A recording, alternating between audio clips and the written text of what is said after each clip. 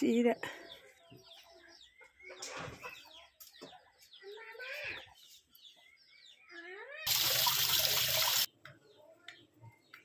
നമുക്ക് ചീര ജ്യൂസ് ഉണ്ടാക്കാം. അതിന് വേണ്ടിയത് കൽക്കണ്ട്, നാരങ്ങ നീര്, ഒരു പീസ് ഇഞ്ചി, ഇത്രയാണ് ആവശ്യം. വെള്ളം വെച്ച് തിളപ്പിക്കുക.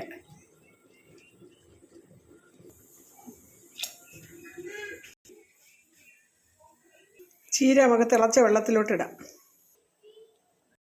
നല്ലപോലെ ഇഞ്ചിയും ചീരയും കൂടെ തിളച്ച് വരട്ടെ.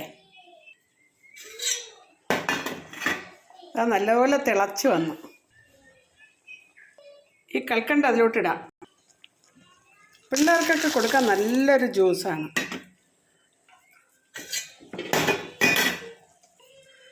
ഇതിലിനി നാരങ്ങ നീരും കൂടെ ചേർക്കണം. അടിപൊളി ജ്യൂസാണ്. എല്ലാവരും ഇതുപോലെ ഉണ്ടാക്കി കഴിക്കണം.